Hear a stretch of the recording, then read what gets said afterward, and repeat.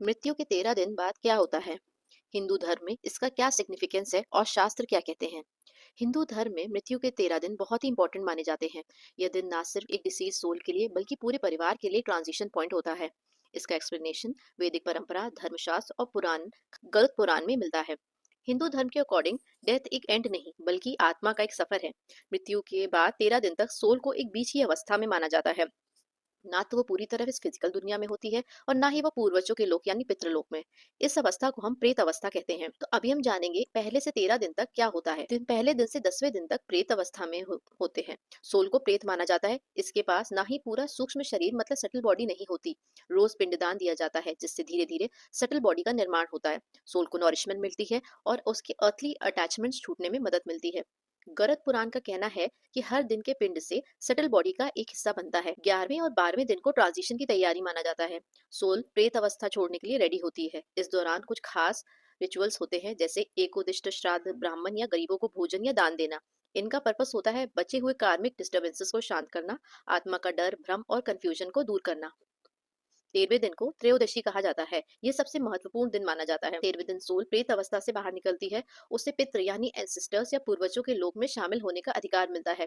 आगे का सफर शुरू होता है या तो वो पितृलोक में या फिर पुनर्जन्म, जो कि उसके कर्मों के अनुसार मिलता है। इस दिन का जो मेन रिचुअल होता है वो है श्राद्ध या सापंडीकरण। कुछ परंपराओं में ये भी मनाया जाता है। सापंडीकरण का मतलब होता है जो डिपार्टेड सोल को पैतृक वंश के साथ जोड़ देना, जिससे उसके अकेलेपन वाली अवस्था समाप्त हो जाती है। 13वें दिन तक क्या होता है? इस पीरियड में फैमिली को असोच्य यानी रिचुअल इम्प्योरिटी में माना जाता है, क्योंकि सोल अभी घर से जुड़ी हुई है और इमोशनल और एनर्जेटिक संबंध टूटे नहीं होते। 13वें दिन अशोच समाप्त होता है। नॉर्मल रिलीजियस एक्टिविटीज दोबारा शुरू होती है और फैमिली सिंबॉलिकली आत्मा को रिलीज करती है। आइए जानते हैं हिंदू शास्त्र इस बारे में क्या कहते हैं। गरुड़ पुराण में सबसे ज्यादा डिटेल डिस्क्रिप्शन मिलती है मृत्यु के बाद के सफर की। उसमें प्रेत अवस्था, पिंडदान का महत्व और अगर संस्कार अच्छे से ना हो तो आत्मा को किस तरीके का कष्ट मिलता है उसके बारे में बताया गया है।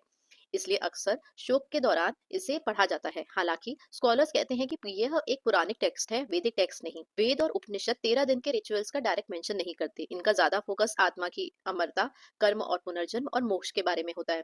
इसलिए 13वें दिन संस्कार सिस्टम में स्मृति और पुराण परंपरा से आती है। फिर धर्मशास्त्र में दुख बनाने का समय बताया गया है, श्राद्ध के रूल्स बताए गए हैं और परिवार के कर्तव्य बताए जाते हैं। सिर्फ बिलीफ ही नहीं, ये 13 दिन फैमिली को शो करने का समय देता है और रोज के रिचुअल से एक रूटीन मिलता है, इमोशनल क्लोजर आती है और ये भावना होती है कि हम एक अपनी आत्मा की मदद कर रहे हैं।